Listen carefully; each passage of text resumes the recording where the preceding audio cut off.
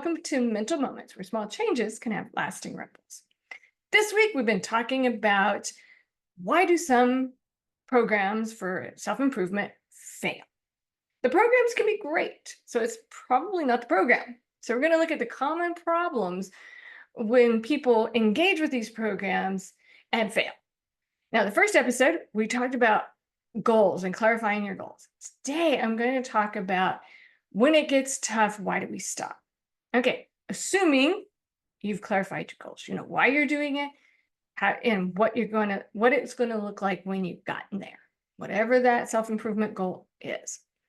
Today, we're going to talk about as you're doing a self-improvement, and in fact, anytime as you're doing anything new and engaging with a new something, and it's not something you've done before, it's going to get to a place where you're like, this is different. I don't like this.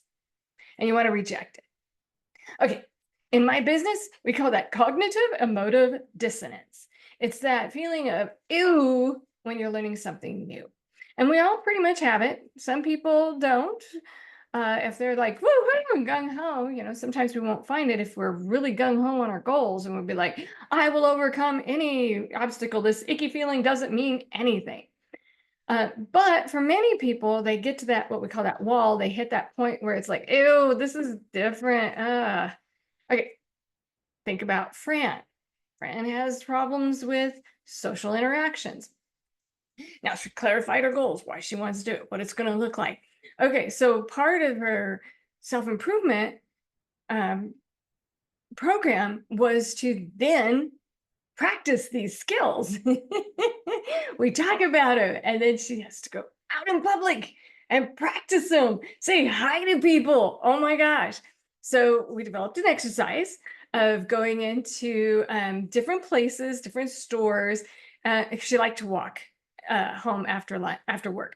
So we talked about going into these stores she was familiar with, and all she had to do was walk in and say, can you tell me how to get to Target?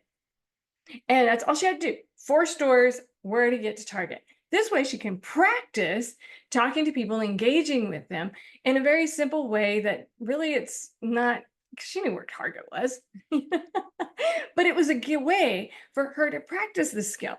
Okay, so she goes up to the first store, and then whoop comes the butterflies. Whoop comes all this cognitive emotive dissonance. This feels weird. This feels wrong. No.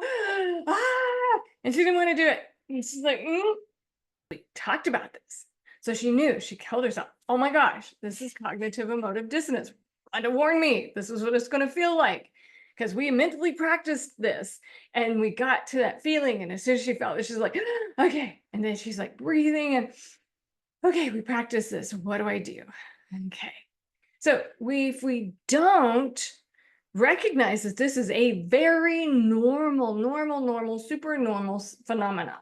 We're learning to do something new in order to meet a goal, and it is not something we've done before. Therefore, there's this discomfort. And if we use that discomfort and say, yep, that's proof that I shouldn't be doing this, I need to leave, there's not going to be an improvement. And Fran had said that. She's like, oh, no, I'm going with my gut. My gut tells me get the heck out. Well, her gut's telling her that she's afraid because there's butterflies in her tummy. Central nervous system engagement. Gotcha. It isn't telling her there's anything wrong, because there's nothing wrong with walking into a store and asking somebody, hey, can you tell me where Target is? Because once she finally did it, everybody's like, oh, yes. And this one woman's like, oh, honey, are you on? But I'll just drop you off. She's like, no, I'm good. But people walk out the store, what's down here, and you take this and did it, people are, for the most part, very, very helpful. And then she was like, because in her mind, it was going to be this icky thing. And that cognitive emotive dissonance is that feel like, oh, this is going to be icky. I've convinced myself this is going to be icky, therefore it is. And then when we actually go through it and find out, really not icky at all. Okay, cool. And then we overcome it. And as we overcome the cognitive emotive dissonance, it dissipates.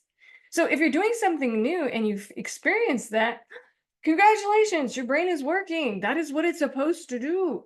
So it's just a very normal phenomena. And so when you experience it, recognize it and say, cognitive emotive dissonance. So first you got to develop what your goals are, know why you're doing it and what you want to get out of it. And then remember, as soon as you start doing the work, it's new, it's different. Your brain is going to go, ooh, different, new, bad, yuck, bah. And it's not, it's just different and new. That's cognitive emotive dissonance. You keep doing it, cognitive emotive dissonance dissipates. So thank you.